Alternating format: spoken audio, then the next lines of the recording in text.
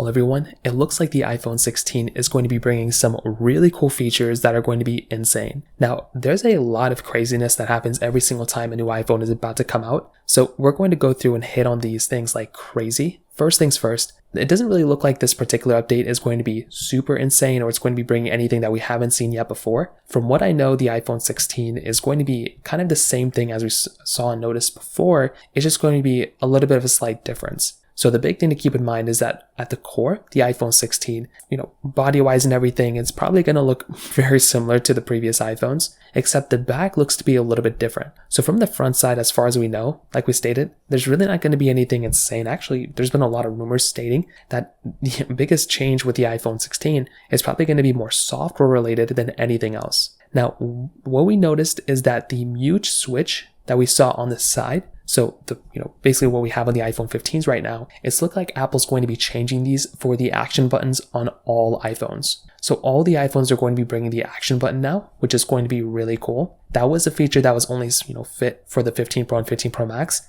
but it looks like that is now going to be changing for the main top tier iPhones as well, which is something that's going to be very, very cool to see as well. Now on top of that, another big change that we saw here too is that for the most part, we're probably going to be getting a little bit of a changed back.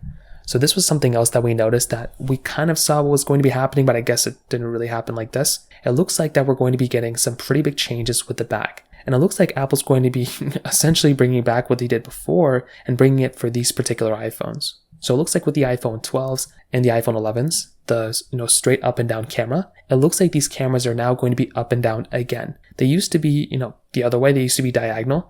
Now they're going to be up and down. So that's going to be another very funny thing to kind of see what ends up happening in the future here, because it looks like we're going to be getting those types of changes here as well. So that right there's another very, very big thing to kind of keep in mind there too. Now, on top of that, another big thing that's going to end up happening is that we are going to be getting better chipsets. It's going to be an overall faster phone as well, which is going to be really cool. And I kind of do think there's a very high likelihood Apple's going to go through and they could end up, now I don't know if they're going to do this or not, but they could end up going through and hopefully bringing some changes when it comes down to the software longevity. They already have very long supported phones, and I'm always very happy whenever Apple supports these devices. But like I said, there's a very high likelihood Apple could do what Samsung and Google just did and bring some really big changes for their software longevity as well. So we're going to see what happens. I'm very excited about it and I can't wait for these types of iPhones to come out. But so far, that's kind of what we know. If you have any other thoughts or questions, let me know in the comment section below. Hit the like button, that would mean so much, but definitely hit that subscribe button. More importantly than everything else, I love every single one of you guys. Hopefully I'll catch you guys in the next video. Peace out till then.